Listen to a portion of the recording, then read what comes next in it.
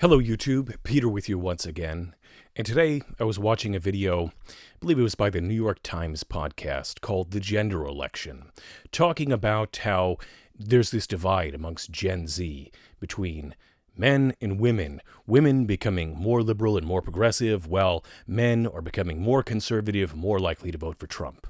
And what I found interesting is that it set up a dynamic that I'm familiar with from other speakers, thought leaders, whatever you want to call them, who are driving home this idea that young women are doing better at college. They're more likely to go to college, graduate college than young men. There's an increasing divide in success rates, economic success rates. Young men are in some sense being left behind. They don't necessarily want to go to college. They want to work jobs with their hands. And what appeals to them about Trump is the economy, that they imagine on one hand that the economy prices are so high, it's so terrible, the price of groceries, the price of eggs, the price of gas.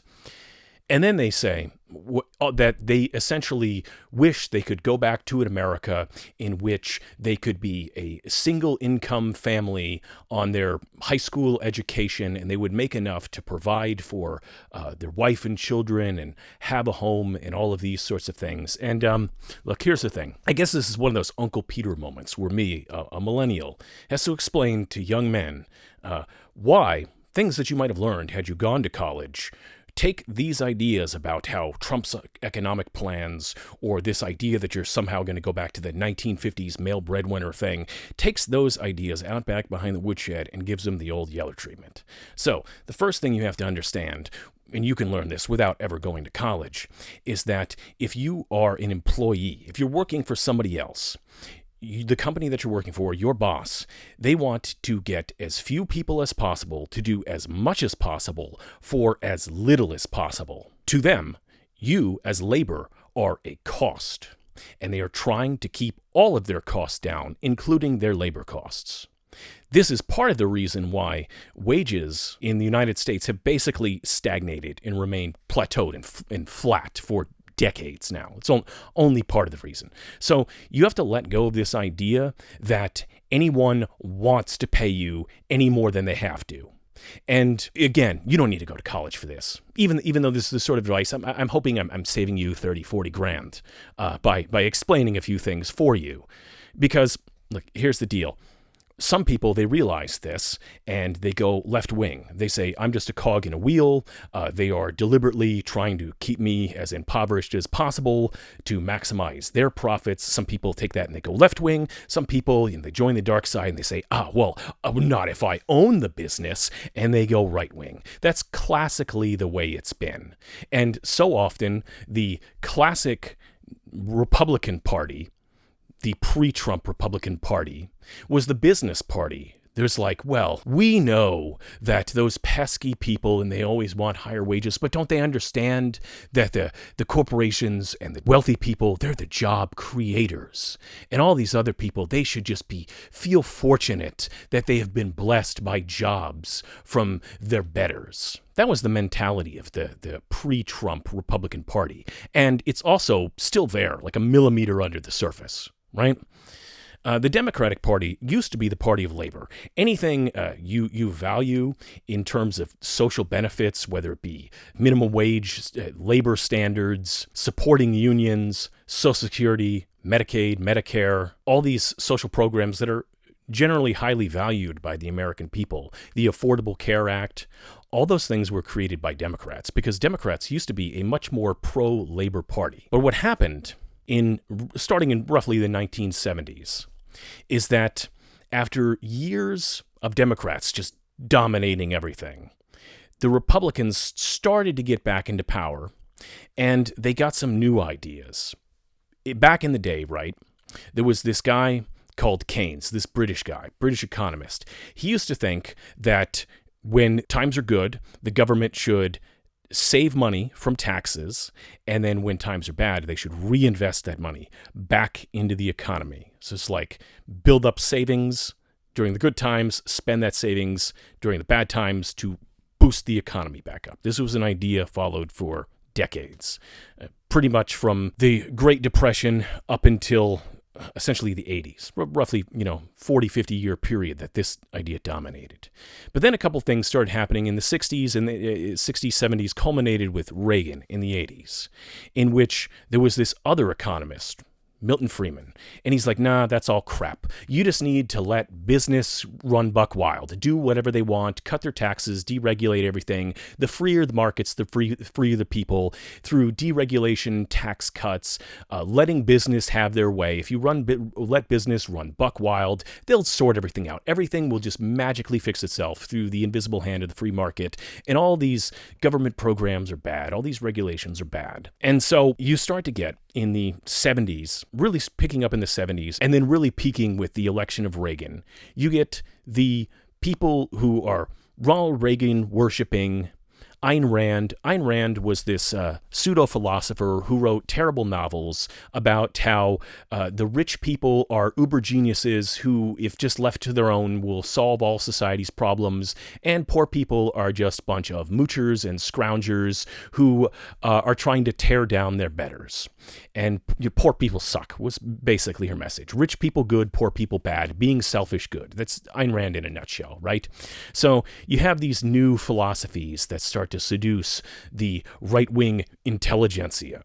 And what happens is that you take the Ayn Rand simps and the Milton Friedman dick riders, and they all find their new champion, Ronald Reagan, and he starts to run with these ideas. He convinces people if we cut taxes on the richest people and on corporations, that it will free up all this money in the economy that will be reinvested, and it will create all this growth, and then all that growth will lead to more government revenue, and the tax cuts will pay for themselves because it will so expand the economy that it will make up for the deficit of cutting taxes. Now, here's the thing. There are still some people who believe that. Donald Trump is pushing that crap today. And here, it was tried under Reagan. It was tried under George W. Bush. It was tried under Trump. It don't fucking work that way. That's one of those things that you learn in college, because in this video that I referenced, the New York Times podcast about the gender election, there was one kid who was like unironically saying, oh yeah, it would be good if they cut. He was literally bought into the voodoo economics of Reaganism. Like, son, you're being played. All right, so this circle represents the people who would actually benefit from corporate tax cuts. And this circle represents the people who are funding the Republican Party. And look, they're basically the same circle. This isn't about you. The last time under Trump, when these tax cuts were done, right, all these CEOs of companies, did they take it and reinvest? They pumped up the value of their own stock. They did what's called stock buybacks to pump up the value of stocks, because a lot of these CEOs are compensated through stock. So they made themselves richer through these stock buybacks, and that was about it. Here's the problem. The essential problem with this idea that you're going to bring back all these manufacturing jobs and there's going to be high wages. First major problem is that, given what I said before, businesses are trying to make as much money as possible, and that labor is an expense, and therefore they're trying to pay people as little as possible. Given the logic of that, the logic of capitalism, some people can't stand that and they become left-wing, and some people, as I said before, they're like, that sounds great. How do I become one of the corporate lords and masters? It was perfectly rational for them to move factories to places like Mexico, China, Malaysia, all these Southeast Asian countries, when it became feasible through trade deals, through the rise of containerized shipping that made it cost effective to transport things across the Pacific Ocean and across oceans through transport and automation, all of these things that offshore jobs, it was perfectly rational. Why would you pay an American, say, $18, $20 an hour, when you can pay somebody in Mexico or Malaysia or China $18 a day or less? If you run a business, it is perfectly rational. There are some costs associated with having to ship the things back across the Pacific. If you're manufacturing in Southeast Asia, it is perfectly rational for businesses to offshore. So again, some people, they go to college, they go, wow, the American worker got screwed over. And maybe we should come up with a new economic system where workers aren't just a cost that businesses are trying to minimize. Maybe workers should get their fair share of the profits. That's when people become left-wing, when they go, no, this is actually good, and let me come up with my little schemes of when I have a business and when I'm a billionaire. And those people become right-wing. That was the classic way before, the Trump three-ring circus took over politics. From the point of view of big business, your wages being low is everything going according to plan. And for decades, long before you were born, Republicans have been the party of big business. They dreamed up these ideas like free trade as an extension of their ideas like free markets. Because again, back in the 70s, they all started to become Milton Friedman dick riders. And he said just free, totally free markets. The freer the markets, the freer the people. And they just, they were just slobbering on that. And so they came up with things like NAFTA. Yes, Bill Clinton did sign NAFTA into law. There were Democrats who signed on for NAFTA when it was going through Congress. That is true, but you have to bear in mind that at that point, Republicans had been in power at the presidential level for 3 presidential cycles. Reagan had 2 terms, Bush had 2 terms. And when your party has been out of power for 12 years, you start to think things up. They saw that even through the Reagan years, there was a decline in organized labor because Ronald Reagan, Republican president, started smashing unions. Union participation declined sharply under Reagan.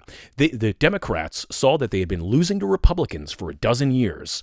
They saw that union participation and the power of unions as a constituency was in decline, and they decided to basically become diet Republicans, starting with Bill Clinton. Yes, I understand this is part of the disillusion with politics, and you might be saying, but aren't you a Democrat? How can you agree? Like, the difference between a Democrat's view of the Democratic Party and a Republican's view of the Democratic Party is that Republicans believe crazy conspiratorial QAnon bullshit, and Democrats, or people who vote Democrat, are just cynical about the party and see it as a means to an end. Nobody's worshiping Joe Biden or Kamala Harris, okay? That's not the way Democrats and liberals work in general. We're far more cynical than you could ever imagine. But again, Republicans have been the party of big business. They thought up these free trade deals. They pushed it. Things like NAFTA got passed by Democrats as they tried to move to the center to finally win back power after losing in a landslide to Reagan in '84. After losing to Reagan and then to Bush, they said, we got to move to the center and start adopting, becoming diet Republicans. All of this is what the kids today now like to call neoliberalism. It was dreamed up by Republicans. Democrats went along with it to the extent that they were trying to tack back to the center or the center right to win back power, right? You following me so far? These are the sort of things that you learn in college. And like, dude, bro, I'm saving you like 30, 40 grand by telling you this stuff. And if you wonder, like, why are these people, college-educated people, liberal? Well, you got to understand that they learn things like basic economics, a bit about the history of the recent past they didn't teach you in high school. Then when you start to put these pieces together, you start to say, actually, these things that are being proposed don't make a lot of sense. That's why Republicans have been losing college-educated people for the last decade. But here's the thing, college-educated people used to be down with the Republican Party just fine, because when you're a college-educated person, very often you're doing better economically, which means you're starting to look at all your property, your house, all these things, and you go, you know what? I don't really like taxes. I think I'm going to vote Republican. So it used to be that Republicans did fine with college-educated people because of what I just said. Then Trump comes along and he pitches this fantasy that we're somehow going to rebuild the 1950s economy where a high school graduate, high school dropout is going to get paid, on what, 60, 80 grand a year to make widgets in a factory, and they're going to support a wife and kids based on their no-skill factory job. That's not going to happen for a lot of reasons, because the truly low-skilled jobs are either automated away, or again, the reason that businesses move these things overseas is because it was completely rational of them to do. You, the American worker, simply cost too much money to be building widgets. Now, Trump says tariffs. Now, here's the thing about tariffs. You are going to pay that cost. Even if the companies have to pay 10%, 20%, whatever he's 200%, whatever the hell he's proposing. The way any kind of expense to a business works is they're going to pass that on to the customer.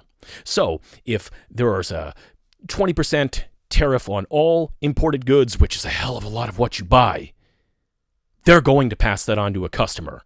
Trump, who allegedly graduated Wharton, is either stupid or lying, and at this point, I honestly can't tell the difference. But it gets worse than that, because this whole idea that you're going to bring manufacturing jobs back to America, bear in mind that these young men in this video that kicked off this entire discussion, this entire Uncle Peter explains to the kids today what the hell's going on. These young men were complaining about grocery prices, the price of eggs, the price of gas. You think that is painful? First of all, again, look at everything you buy that's made in another country, then add 20% or 10% or whatever his tariff is, add that to the cost of it. Okay? That's the reality of how a tariff actually works, but it's worse than that. Because if factories actually came back to America, if you started making iPhones or whatever in America, and you're paying these American factory workers these high wages so that they can have their trad wife and their 2.5 kids and their white picket fence, guess what? The cost of that is also going to be passed on to you. All these people who are complaining about prices, here's reality.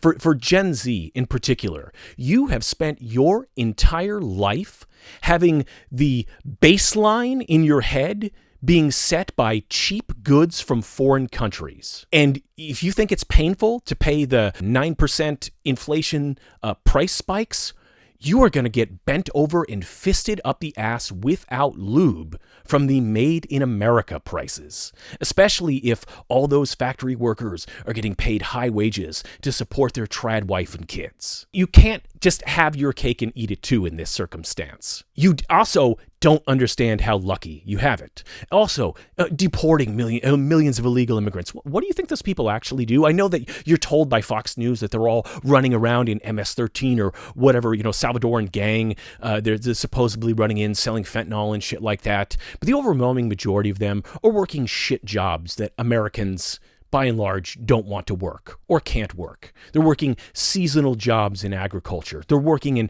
terrible meat packing plants. They're working in construction. Americans might be able to take some of those jobs, but if you were to actually pull something like 11 million illegal immigrants out of the economy, number one, your grocery prices are going to spike, assuming you can even get things like vegetables if there's no workers in the fields to actually harvest those things. Assuming you can get meat when they've hauled off everyone at the meat packing plants, who are often illegal immigrants. So your grocery price is going to go through the roof. And all of this pressure, creating more factories, forcing more factories to come back to America, and forcing Americans to work jobs that would otherwise be done by immigrants, legal or otherwise, is that it creates pressure on employment. Now, employment, regardless of whether or not Fox News, if you pay attention closely on Fox Business News, they will begrudgingly admit that unemployment is actually pretty low, pretty close to historic lows. They on the evening shows, they're going to tell about how everything's terrible and the economy's falling apart. But then they'll quietly, in the middle of the afternoon when no one's paying attention, say, "Oh, by the way, the unemployment rate is actually around 3%, which is pretty much normal." They're not going to say that part out loud. But here's the thing. There's not that much what you would call slack in the economy. So you create all these new jobs through factories and you deport all these people. That's going to create all of this pressure on the economy in terms of employment. So it's going to push wages up, which is what you allegedly want. But at the same time, that creates this thing you might have heard of called inflation. So not only are you going to have the sticker shock of what things actually made in America are going to cost, assuming that all these factories just aren't primarily automated, but you're also going to have inflation as the labor market, basically has to find ways to hire enough people. It's almost as if we would need to import millions more people from other countries. Jeez. You think that you're just going to magically create these circumstances of the 1950s. But when you go to college and you learn things like basic economics, and you start to understand the history of how we got here and what the parties actually stand for and what they've been up to for the last 30 years and the ideologies behind the parties, you see that by and large, Republicans got us to the economy that you're complaining about through their Milton Friedman dick riding, Ayn Rand simping, Ronald Reagan worshipping, voodoo economic horseshit. They are the ones who thought up free trade. They are the ones who created and pushed for NAFTA, okay? You, like the economy you inherited, was by and large created by Republicans, occasionally enabled by Democrats, but by and large created by Republicans and Republican right-wing ideology. And then your solutions would not magically cure the problem of high prices, because they would create things like inflation and all the costs of tariffs and high American wages to build widgets or iPhones or whatever is going to be passed on to you. You want to have your cake and eat it too. And you know what? I got to say, young men in the world, you talk about, well, being a man is being able to provide for people, blah, blah, blah. That's what the young men were saying in this. Like, look, dude, here's the thing. There is a hierarchy, a skill hierarchy that correlates to a wage hierarchy, right? If you have no useful skills or talents or knowledge, you're going to be at the bottom of the socioeconomic hierarchy. And it is on you to raise yourself up and not expect the entire American economy to be completely reinvented so that you can walk out of high school, walk into a factory, get a job paying $80,000 a year, whatever the hell you're expected getting paid, clock in for your 40 hours a week because left-wing agitation got you the 40-hour work week, go home to your trad wife. I know that's what you think is going to happen, but the economies don't work that way. Just reconcile yourself to the basics of capitalism, in which wages are always going to be kept down by businesses because labor is an expense. They are trying to maximize profits by minimizing expenses. Duh. They're going to move jobs wherever it's cheapest, wherever labor is cheapest, if they can, so long as the cost isn't so prohibitive. Part of the idea that you're going to end globalization, go back to the 1950s. If you go to college, you might learn some things like actual history beyond what you learned in high school. And here's the problem. People are saying Donald Trump's going to keep us out of World War III. Well, from the point of view of the world you want to get back to, the American economy you want to get back to, World War III might not be such a bad thing. I'm only being slightly facetious here because here's the deal.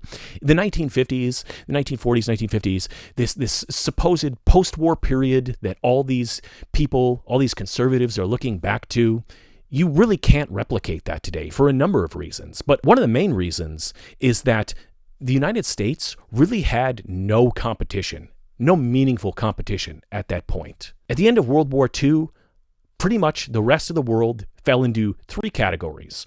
Ones that had fallen behind the Iron Curtain, parts of the world that had been bombed to rubble, or parts that were never developed to begin with. Or I suppose we can include a fourth category of underdeveloped places that were also bombed to rubble. So China, for example, China had been brutalized by Japan. It was underdeveloped to begin with. It had gone through a civil war, and then they had the rise of the CCP and Chairman Mao. And if I described what Chairman Mao did to China, I would probably end up on some CCP blacklist, and somebody would show up a van and throw a black hood over my head and be the last you ever heard of me.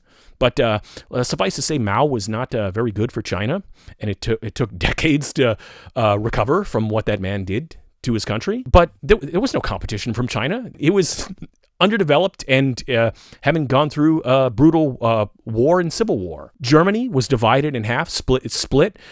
Japan, we all know that we used nuclear bombs on Hiroshima and Nagasaki, but those were like second, third tier cities because every other significant city in Japan had basically been bombed to fucking rubble. We firebombed Tokyo, practically demolished the entire city. Entire cities in Japan were wiped off the map by the U.S. Air Force. We bombed most of Germany to rubble, and then it was split between the Western Allies and the Soviet Union. France had been looted by the Germans, had gone through war. England was completely broke and had been bombed by Germany. And the United States, other than being attacked on Pearl Harbor, which, unfortunately we lost thousands of sailors and airmen, but we didn't have massive damage to our infrastructure. We came out of the war basically on top of the world with minimal damage to the homeland, while the rest of the world was on its knees. So yes, we coasted through the 50s. The 50s were a glorious time because we were the only country that wasn't in ruins from the war. You're not going to replicate that unless you just go, maybe World War III wouldn't be such a bad idea. Not only that, but in the 1950s, union participation was strong. My grandfather raised 5 kids in New York City, but you know what? He had a union job. Taxes, corporate taxes, were high as hell. They took that money and they invested it into things like the roads and schools. Just go around and look at all the different things that were built in the 1950s that are still around today. Probably, in many cases, you'll see schools, you'll see the highways, or at least the beginnings of the interstate system. People were able to buy homes. For one thing, they built homes smaller and more human scale back then. It didn't become some sort of scam, and the government was just throwing money at people in terms of home loans and mortgages, GI bills. Of course your grandfather was able to afford a home. The government was throwing money at people. The government was investing things. They weren't going broke because taxes were high. The wages were high in factories because they were unionized. Those are all left-wing ideas that are called socialism and communism on Fox News. The 1950s is not what you think. Instead of buying into this fantasy from people who are lying to you about what the consequences of actually following through on those ideas would be, if you want a better life for yourself, maybe go to trade school, learn a skill, gain some knowledge, gain some certifications, some credentials, gain some experience that's going to get you a job that's going to pay more. Because I'm going to walk straight out of high school into the factory and get paid wages, it's not going to happen. And again, as I said, the whole we're going to help the working man, a millimeter under the surface of the Republican Party is their true face, which is a pro-business party. Business wants to keep jobs overseas where wages are low. Business wants to keep your wages low. You could tax them. You could join a union. You could do all these left-wing things that have actually historically worked. They don't want you to know that. They want you to keep believing in the myth that corporate tax cuts are going to create more jobs, which is going to blah, blah, blah. It's been tried repeatedly. It does not work the way they say it does. These right-wing ideas of Milton Friedman and Reaganomics, they worked brilliantly, asterisk, for an increasingly small group of people. Well, creating increasingly mounting social costs, which Republicans then in turn, and conservatives in general, ignored those social costs because, being Ayn Rand simps, they thought poor people were all just a bunch of moochers, and why should we help them anyway? Republicans and conservatives, in both ideology and action, bear an overwhelming majority of the responsibility of why we have the type of economy we have. And you are rewarding them by buying in to a guy who's just telling you what you want to hear. If you think Donald Trump actually knows what the fuck he's talking about, why don't you compare how he's describing a tariff to what a tariff actually is? This is the 21st century. You don't need to go to college and take basic economics. You can look it up in Wikipedia. If you think the internet is biased, good news. You can pick up an encyclopedia written in the 90s, the 80s, pick a decade, wherever you want. Pick up an old encyclopedia, read what a tariff is. You are going to pay the cost for a tariff. If he's just bullshitting you about all this, which the guy's a known bullshitter, and if you haven't figured that out yet, I got a bridge to sell you in Brooklyn. But you know what? Even after Trump, there's probably going to be some other Republican bozo coming along trying to do the same shtick. Remember that they are the party of big business. Their ideas and policies got us to where we are now, by and large, and that these ideas, even if implemented, would create higher prices and inflation. And big business would still be coming up with every scheme possible to keep your wages as low as they can, because that's just the logic of capitalism. Don't like it? Either become one of the capitalist ownership bourgeoisie class, or maybe start considering some left-wing ideas. Maybe take a little bit of appreciation for what the Democratic Party and what labor movements have done to better your life. You may not feel it now, especially with labor basically having been crushed in the 80s by Republicans, but workers' rights, you think big business and the Republicans ever lifted a finger for workers' rights? You crazy? Republican states are overwhelmingly have right-to-work laws so that they can fire you before you can form a union. They are anti-worker, across the board, have been for the last 50 years or more. But Donald Trump says something tariffs, something manufacturing, and you just think that the Republican Party magically changed its spots? Come on, wise the fuck up. Wise the fuck up. See these people who for they really are. If you don't believe me, look, you don't have to drop $30,000, $40,000 on college to get a basic understanding of economics. This is 2024. Just watch lectures on YouTube. Read about it. You don't need to learn these things from college, but you should learn them, because that once you start to understand it's like basic economics and how capitalism actually works and what creates inflation and why jobs went overseas and whose ideas they were, once you start to put those pieces together, you're going to be like, the Republican Party, you fucking kidding me? These bozos, these anti-worker, anti-union, pro-corporate fucking scumfucks who are out to give tax breaks to the people funding them? I, the working man, am supposed to support them? Fuck you. That will be you once you actually start to absorb some of the ideas that you missed out on in college. But like I said, you don't need to go to college for any of this, but you do need to figure it out. That's what Uncle Peter has to say for tonight. I will talk to you later, kids.